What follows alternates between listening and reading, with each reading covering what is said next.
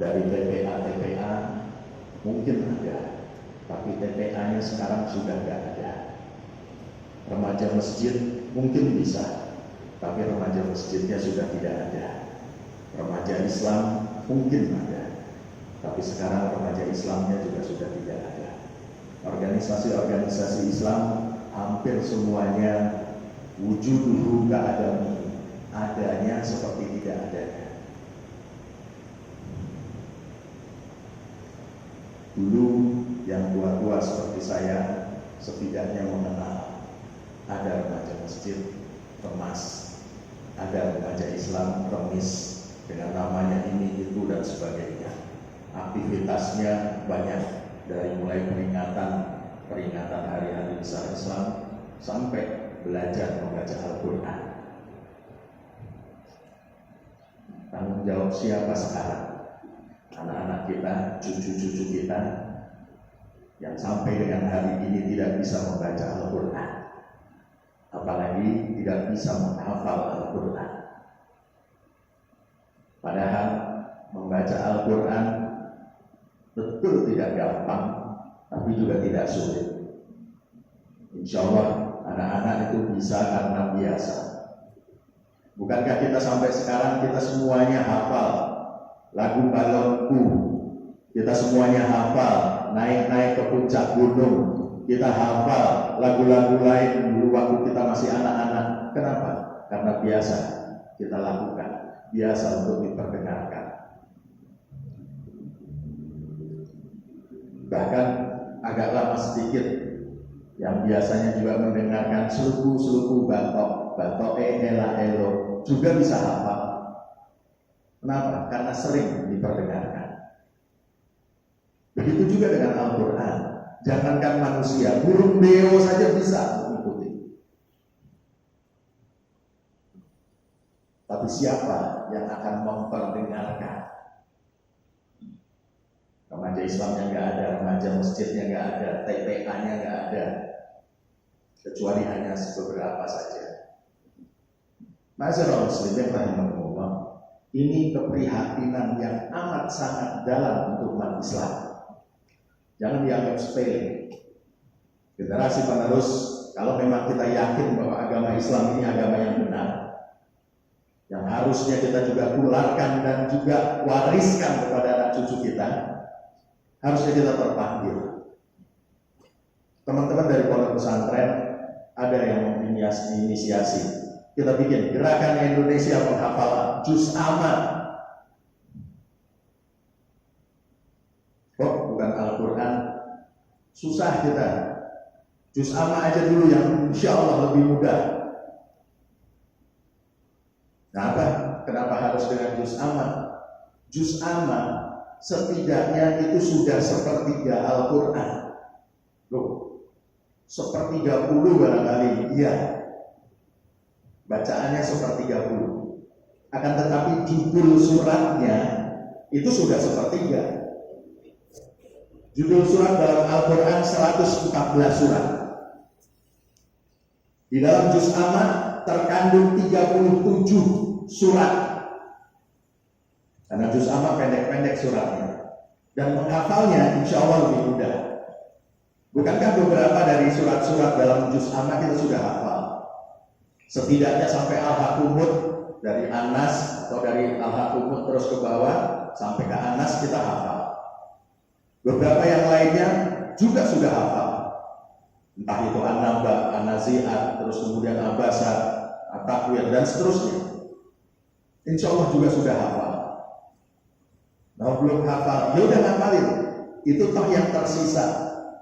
Insya Allah kita bisa untuk menghafalkannya. Bukankah Ustaz Adi Hidayat bilang 1 bulan Ramadan kemarin bisa untuk menghafal Al-Quran?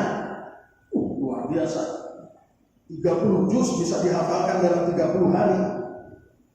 Barangkali otaknya brilian. Dan otak Ustaz Adi Hidayat memang demikian. Nah, kalau otak kita otak kebanyakan, nggak apa-apa deh. Mungkin nggak bisa hafal dalam 1 bulan, 2 bulan, nggak bisa 3 bulan, 4 bulan. Toh bukan 30 juz yang kita hafalkan, hanya juz 30.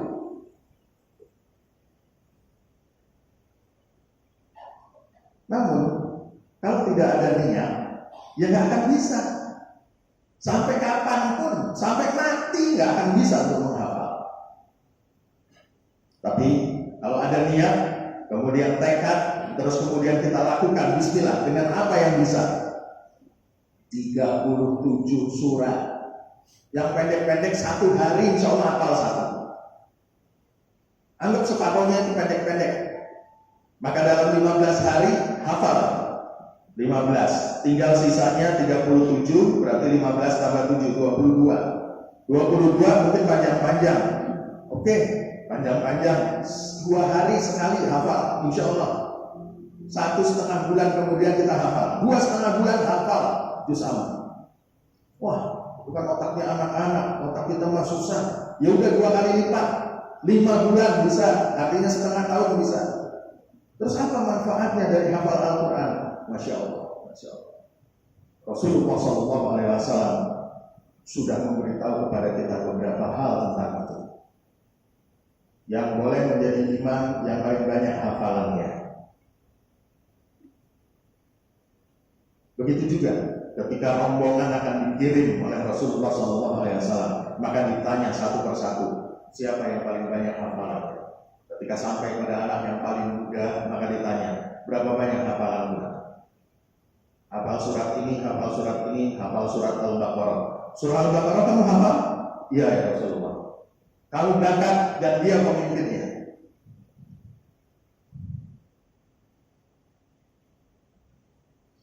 Yang lain lagi, Rasulullah SAW ada menyampaikan, man qara al-Quran. Di hadis yang lain disebutkan man hafadhal Quran, siapa yang hafal Quran. Wa amila bima fihi, dan mengamalkan apa yang ada di dalamnya, albasallahu walidayhi tajan yaumil qiyamah. Maka Allah akan mengenakan kepada kedua orang tuanya mahkota pada hari kiamat. Di hadis yang lain, dianya sendiri dapat mahkota. Disebutkan lagi, beri lagi dia ya Allah, kata Al-Quran. Al-Quran yang bicara. Diberikannya lagi. Kemudian oleh sang anak diberikan pada kedua orang tuanya. Rasulullah SAW menggambarkan mahkota yang diberikan anak tersebut. Dauhu, cahayanya itu ahsanu min dawi samsi fi buyutikum. Cahayanya luar biasa, lebih baik daripada sinar matahari yang menyinari rumah-rumah kalian di dunia. Kemudian Rasulullah SAW bertanya kepada para sahabat, "Fama dhanukum billadzi man amila bihada?" Terus bagaimana menurut kalian dengan anak yang ngapalin Al-Qur'annya itu sendiri? Orang tuanya saja dapat mahkota, luar biasa. Di hadis yang lain disebutkan diberikan pakaian kebesaran. Bukan pakaian kegedean, bukan. Pakaian kemuliaan untuk kedua orang tuanya. Maka pantas Rasulullah SAW mempertanyakan, orang tuanya dapat mahkota, dapat pakaian kebesaran, kehormatan, kemuliaan. Bagaimana dengan orang yang ngapalinnya sendiri? Luar biasa. Dan luar biasa, mohon maaf Bapak, anak-anak yang kami bimbing di pondok pesantren di Cirebon, kami tidak targetkan 30 juz. Kami banyak ilmu yang lain yang kita berikan kepada mereka. Maka sampai dengan aliyah kelas 3, mulai dari sanawi 3 tahun, aliyah 3 tahun, 6 tahun, kami cuma targetkan 10 juz. Kok enggak sampai 30, kita kasihan. Kalau semuanya kita bikin 30 juz, yang bisa cuma sedikit. Tapi kalau 10 juz semuanya bisa, ilmu yang lain dia juga dapat. Apalagi di pondok kami, ilmu umum juga diberikan di situ, dan ijazah juga langsung dari situ. Maka tidak mungkin untuk diberikan 30 juz. Kita berikan bekalnya saja 10 juz, nanti dia bisa untuk tambahkan. Cukup dengan setahun atau 2 tahun dia sudah bisa 30 juz. Tapi ternyata yang luar biasa, anak-anak ternyata baru lulus sanawi, lulus SMP-nya baru 3 tahun. Itu sudah ada yang bisa mencapai 10 juz, dan rata-ratanya minimal mereka dapat 6 juz. Minimal. Rata-ratanya 7,5 juz. Ada yang 8, ada yang 9, ada yang 10. Baru lulus SMP. Bisa bayangkan nanti lulus SMA-nya atau lulus aliyahnya. Maka betapa kita ini salah besar Ketika anak-anak kita sebetulnya bisa untuk menghafal Al-Quran, tapi kita tidak memberikannya. Kita tidak memfasilitasikannya, tidak memberikan tempatnya, tidak memanggilkan ustadznya, tidak juga mengajarkannya langsung. Semoga Allah memberikan peringatan kepada kita dan membukakan mata kita bahwa Al-Quran Karim yang Allah berikan kepada Nabi Muhammad SAW ini merupakan salah satu warisan. Taraktu fikum amroin, saya tinggalkan pada kalian warisan, tapi saya tinggalkan dua perkara. Lan tadilu abadan bihima, kalian gak akan tersesat selama-lamanya asal dua-duanya ini pegang teguh. Al-Quran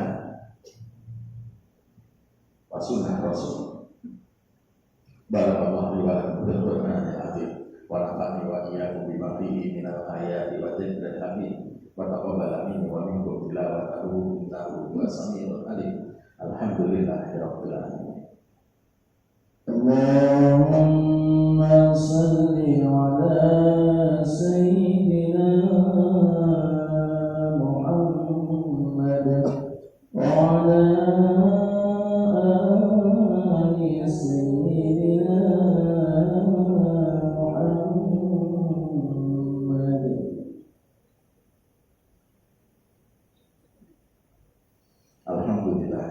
Alhamdulillahilladzi hadana li hadza wa ma kunna linahtadiya lawla an hadana Allah. Asyhadu an la ilaha illallah wahdahu la syarika lahu wa asyhadu anna Muhammadan abduhu wa rasuluh annahu la nabiyya ba'da.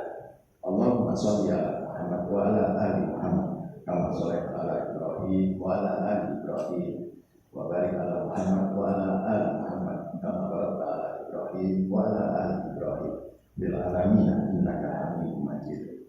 Ya ayyuhalladzina amanu taqullaha haqqa tuqatih wa la tamutunna illa wa antum muslimun. Qala Rasulullah sallallahu alaihi wasallam, ittaqullah innahu rasul bi kulli amal. Ittaqullah haitsu ma kuntum. Ittaqullah wasma'u wa atiqu la'allakum turhamun. Ma'asyiral muslimin rahimakumullah. Kenapa kita harus menghafal juz amma? Karena lebih mudah untuk menghafalnya.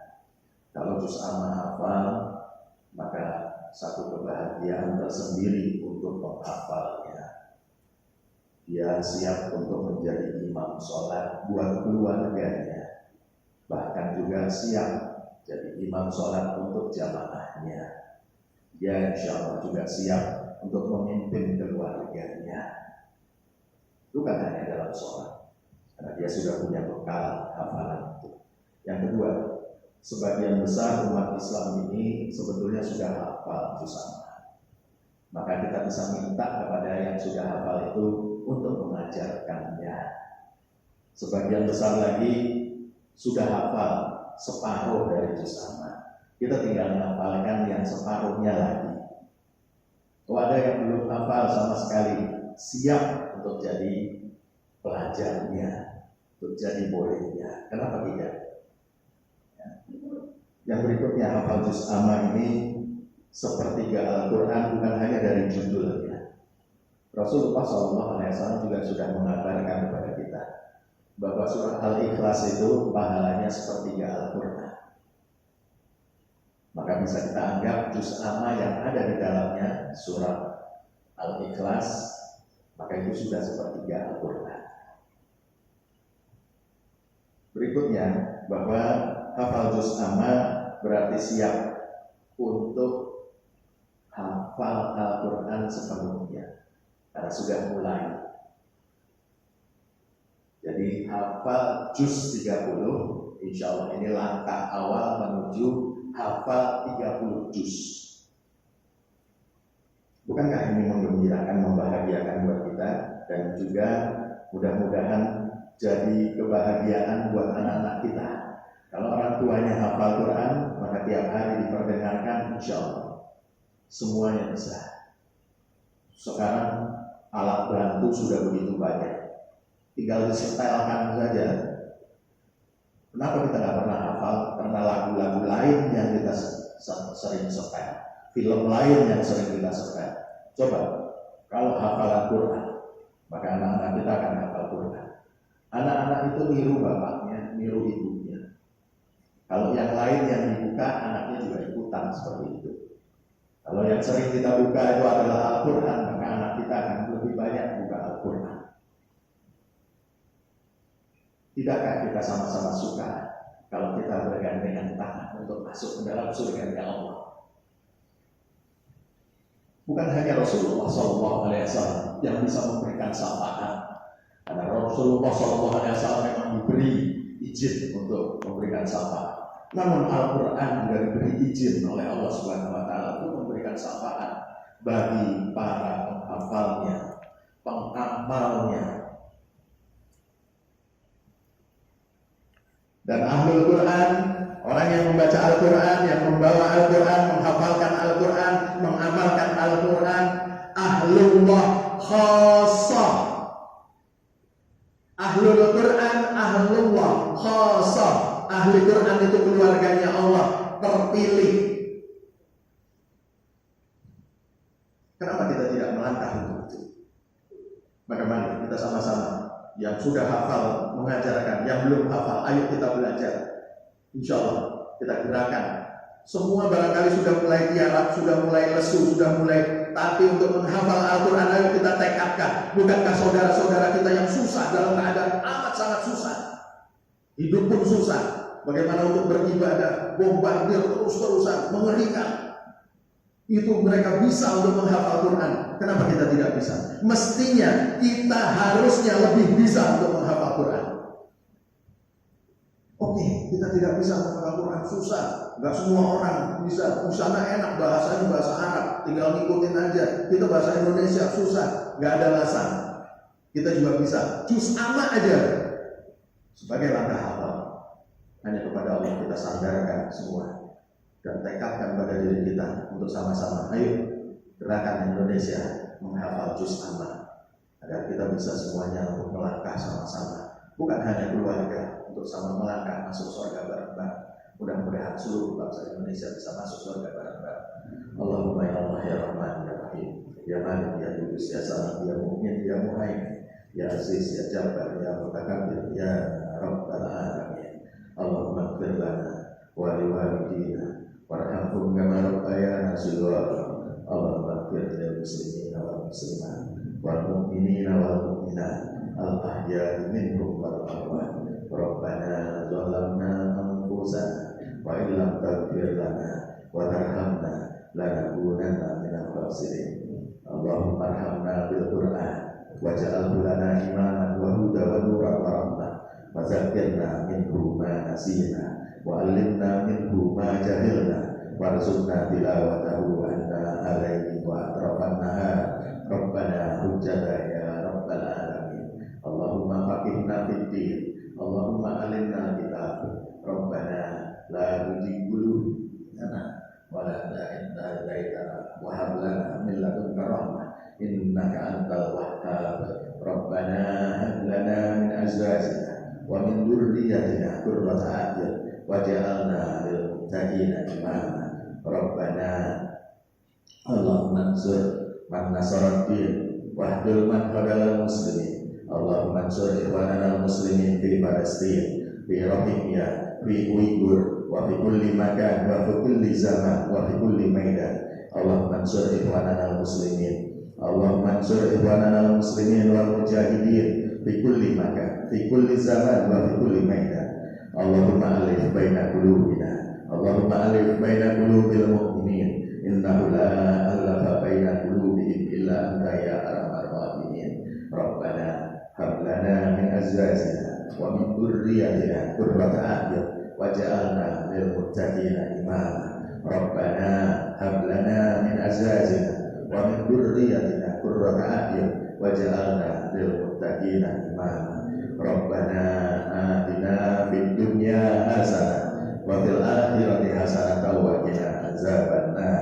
Wa sallallahu ala Muhammad wa ala ali Muhammad walhamdulillahi rabbil alamin. Ibadallah, innallaha ya'muru bil adli wal ihsan wa ita'i dzil qurba wa yanha 'anil fahsya'i wal munkari wal baghi ya'izukum la'allakum tadhakkarun. Wa la dzikrullahi akbar. Allahu akbar, Allahu akbar. Asyhadu an la